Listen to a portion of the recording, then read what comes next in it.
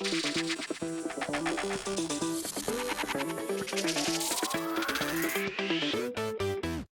Chicago Bears just ended their joint practice with the Buffalo Bills, and let's talk about everything that happened. What's going on, guys? I'm back with another Chicago Bears training camp update video, which I'll be doing every single day at training camp this year. I was actually at training camp myself today, so all the reports will be from myself. It was a lot of fun. It was the joint practice, my first joint practice I have ever been to, and the Hard Knocks cameras were out there as well because the Buffalo Bills are on Hard Knocks. So it was pretty cool to be out there with all that commotion happening. I saw Mitch Trubisky as well. Our boy Mitch was out there. He's a backup quarterback of the Buffalo Bills. So it was pretty fun to see Mitch out there. It was extremely hot outside, so that was the only part that sucked. But overall, I had a blast being at training camp. And let's just dive into all the reports. So the first report I want to talk about, one of the major storylines from today, and honestly all of camp, is that Olamide Zaccheaus looked like a star out there on the football field. Now, I know he's not going to be receiver number one for the Chicago Bears this year. It's going to be more of a depth piece. But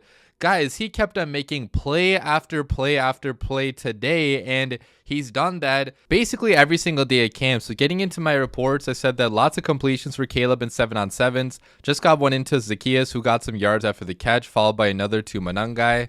Zaccheaus has been really impressive today. Caleb just connects with him two more times, one on the sideline, one down the middle of the field, in which he gets a big gain.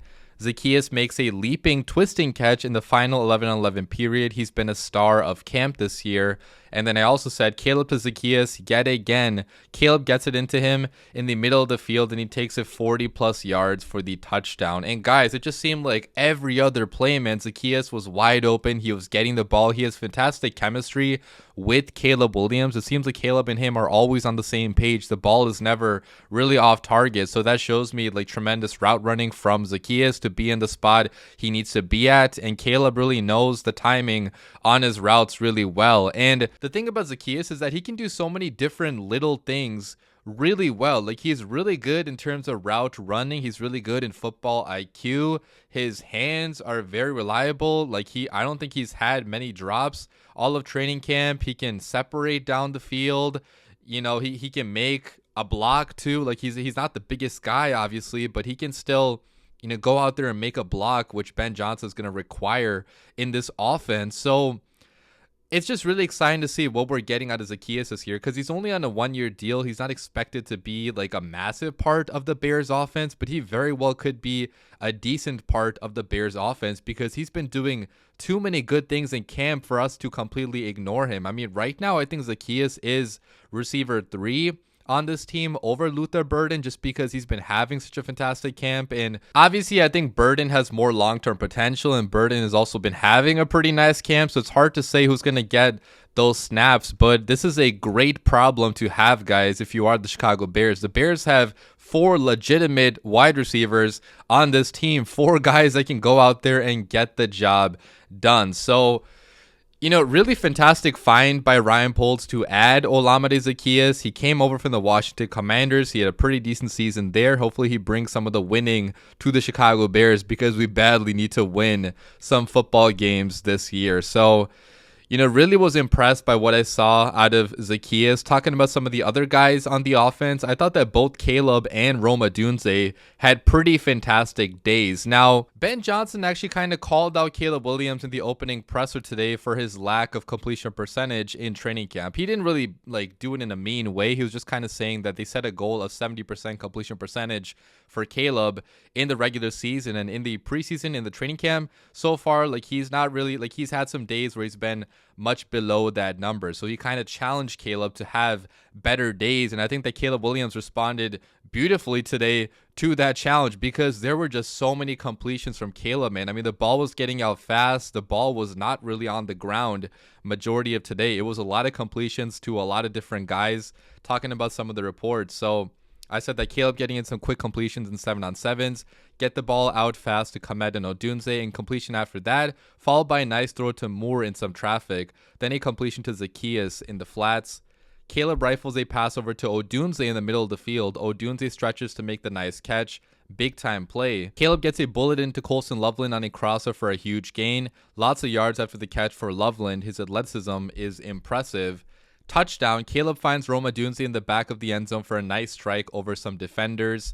That was a pretty fantastic throw by Caleb. I'll put the video on the screen right now if you guys want to see this. But tremendous route by Odunze, okay, to break free. He shook that defender completely off, and a lot of space there for Caleb to get the ball in to him to the touchdown. They also did a 2-point conversion after that. 2-point conversion next, and the Bears get it in. Caleb targets Odunze again. He falls at first, but stretches the ball into the end zone for the conversion. So overall, guys, for going up against a Super Bowl level team, a Super Bowl level defense, I thought Caleb had a pretty fantastic day. Okay, he was getting the ball out pretty quick. He was accurate to all areas of the field. He did not really attempt many deep passes, though. Like, I actually don't even think I saw a single deep ball, you know, of like 30-40 yards down the field attempted by Caleb in this practice. So it's more of like a short to intermediate focused practice, I would say. I want to see if he can work on that deep ball because that was a problem last year. But for what he was asked to do today, Caleb did a pretty damn good job. And Rome Odunze also had a fantastic day. I talked about him in some of these reports. He had a great route that he ran to get open in the end zone. He made a fantastic catch on the sideline, which that one actually I think got called out of bounds, but it's kind of an impossible catch to make, and he still came down with it. He just could not get both feet in bounds because he got pushed while he was in the air. But you know, still a tremendous effort. He had some other nice catches in the middle of the field. Odunze was all over, making big-time play after big-time play. He could be the Bears receiver number 1 this year. I would not be surprised if he is, just because he does have that long-term potential. So great to see Caleb and Rome on the same page today in practice, and they really have been on the same page most of training camp. It's been a lot of good stuff between those two, who were both selected in the first round of the 2024 NFL Draft by the Chicago Bears. So that was the good with the offense. Now, talking about the bad with the offense, there was a decent amount of bad too, and most of it came in the form of pre-snap penalties. Okay, the Bears still had a big issue with pre-snap penalties. I think they had like 6 or 7 false starts or like pre-snap penalties. So biggest issue with today has been the pre-snap penalties. Encouraging day by the Bears offense, but those still need to desperately be cleaned up. And it is a little bit concerning because, you know, we're only 3 weeks away from week 1 and these are still happening. These cannot happen in the regular season because this is how you lose football games. I mean, football is a game of inches. If you're losing those inches and penalties,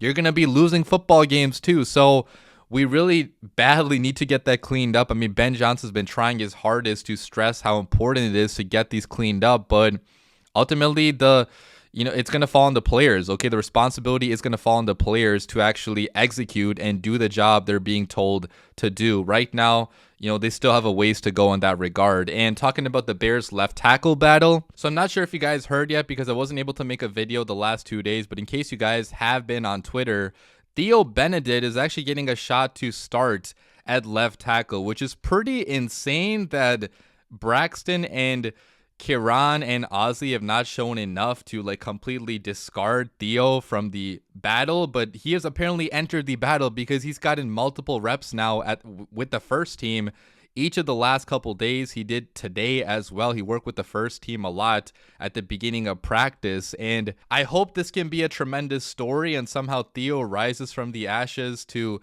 be an undrafted guy that actually makes the roster. That would be fantastic if he goes on to be a fantastic left tackle, but the chances of that happening are still extremely low. Okay, at this point in time, it's still probably going to be Braxton week 1 or maybe Ozzy, but today Braxton and honestly everybody struggled at left tackle. The left tackles did not have a good day. I tweeted that Bears LT struggled today and the pre-snap penalties remain an issue. There was a lot of pressure being allowed from that left side. The couple sacks that happened against Caleb, they came from the left side. So a little bit scared about that, guys. I'm not going to lie. That 3 weeks out, we still don't know who's going to be our starting left tackle. Worries me a decent amount, but at least our interior is fully set. At least Darnell Wright looks pretty good on the right side. So not ideal, but hopefully we can figure it out. Now, talking about the defense also had their fair share of spectacular plays because Josh Allen got picked off 3 times today by the Bears first team defense. The first one was a pick that Byard had. Byard had to pick off Josh Allen over on the other field. I couldn't really see the other field too well. I was sitting mostly by the offense, but I could still see a little bit. And, Byard made a pretty fantastic play on the ball there. I also tweeted that Josh Allen isn't having anything easy so far in practice. These DBs are sticky in coverage.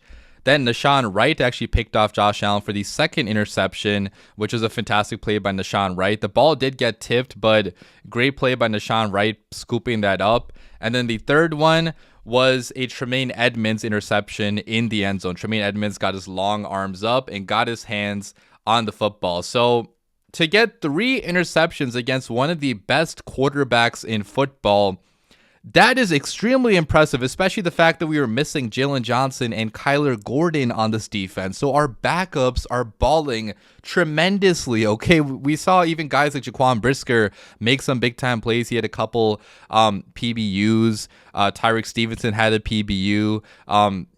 Even the backups like Ruben Hippolyte had an interception. So even the backup defense was doing pretty well. All in all, our defense, I thought, had a tremendous showing today. And this is coming against a Super Bowl caliber quarterback. I know that Josh Allen has not went to the Super Bowl yet, but I think he's more than capable of winning it. And, he's been the MVP before. He's a tremendous quarterback, top 5 quarterback in the game. So to do that well against an elite quarterback, that is big time stuff by the Bears defense. Dennis Allen has really worked wonders with this unit because the Bears defense has been extremely strong so far in training camp and in the preseason. I think it's just funny that if Caleb threw 3 interceptions in one practice, the media would not stop shutting up about that. Now, I know that Josh Allen, he's already proven to be a good player in the NFL, in the actual games that matter. So that's why fans are not going to freak out about that. But it just shows you how this can happen in training camp, because training camp is practice. You're allowed to throw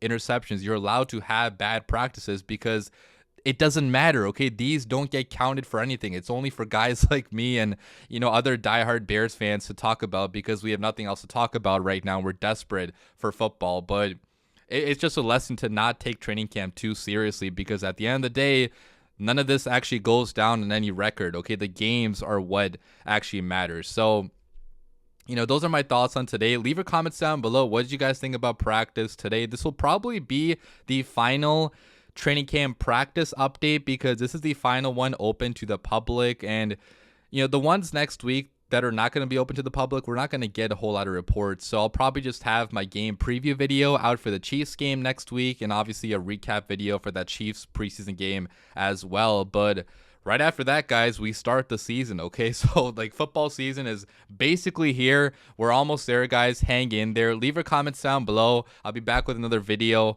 on Sunday night or Monday morning to recap the Bills game. But as always, guys, bear down.